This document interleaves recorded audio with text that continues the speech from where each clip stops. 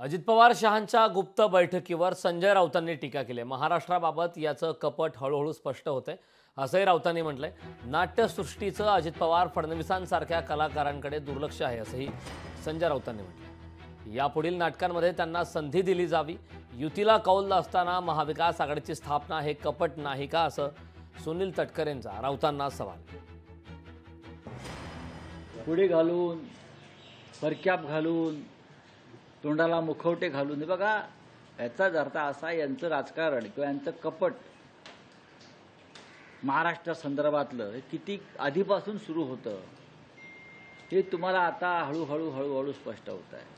अजित पवार हे एखाद्या गुप्तहेराप्रमाणे रहस्य नाटकाप्रमाणे नाव बदलून टोप्या बदलून वगैरे वगैरे वगैरे खोट्या मिशा लावून पिळदार हे दिल्लीत कोण अमित शहाना भेटायला जात होते। म्हणजे फार मोठी गोष्ट आहे की हे कलाकार, या कलाकारांनी राजकारणातल्या मराठी नाट्यसृष्टीचं आणि आपल्या चित्रपट पडद्याचं फार मोठं नुकसान केलं। काल दिवसभर दिल्लीमध्ये अजितदादा त्या ठिकाणी होते। भारत सरकारच्या वेगवेगळ्या विभागाच्याकडे वेगवेगळे प्रश्न होते, त्यासाठी ते आले होते। त्याच्यातल्या 3 शासकीय बैठका संपल्या आणि नंतर माझ्या निवासस्थानी ते होते। त्याने दिल्लीतल्या पत्रकार मित्रांनी मला विनंती केली की दादांच्या जवळ त्यांची भेट आहे घेणं, त्यांची इच्छा व्यक्त केली, अनौपचारिक चर्चा व्हावी। किमान 1 तास माझ्या विनंतीनुसार दादांनी मान्यता दिली। 1 तासभर गप्पा झाल्या, खूप खेळीमेळीच्या वातावरणामध्ये गप्पा झाल्या। त्याच्यामध्ये जे दादांच्या मोकेपणाच्या स्वभावाप्रमाणे जे काय बोलायचं होतं ते बोललं। ते आज मला असं वाटतं अनौपचारिक चर्चेचा तपशील आज आपल्या सगळ्या वाहिन्यांच्या वरती फिरतोय। बरं आहे, संभ्रम निर्माण करण्याचं काम हे विरोधी पक्षांचं असतं। ते संभ्रम निर्माण करतायत की महायुतीमध्ये अजितदादांना घेऊन अजितदादांबद्दल काही कन्फ्युजन आहे, काही अविश्वास आहे। शून्य असं काही नाही आणि आम्ही अतिशय गुण्यागोविंदाने नांदतो आहोत। एखाद्या विधानसभेमध्ये 2 नेते एकमेकांबद्दल काही बोलले तर ते काही राज्याच्या नेत्यांचं मत होऊ शकत नाही। नॉट नेसेसरी त्यांची कामं म्हणत आहे मी।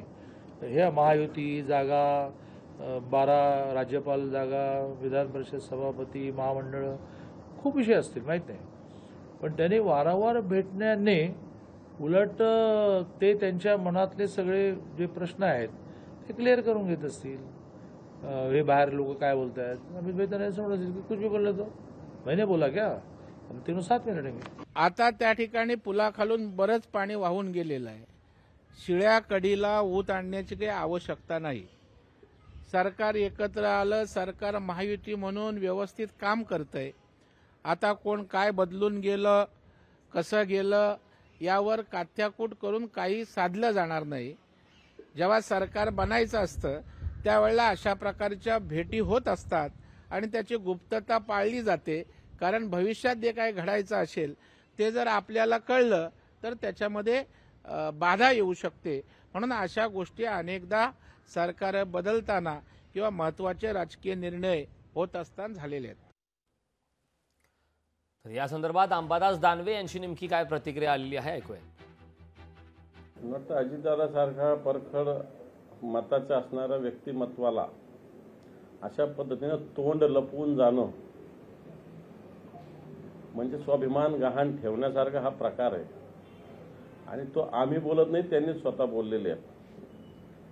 देवेंद्र फडणवीसांनी सुद्धा आधी सांगितलं की मी काय हुडी घालून जायचो, हे घालून जायचो। आता अजितदादांनी नवीनच सांगितलेलं आहे, स्वतःची ओळख लपवणं, स्वतःची वेगळी विमानाची तिकीट काढणं हा स्वाभिमान गहाण ठेवण्याचा प्रकार आहे। सत्तेसाठी एवढंच मानता येईल। लोकशाही मराठी ऐका, पहा, जागरूक रहा।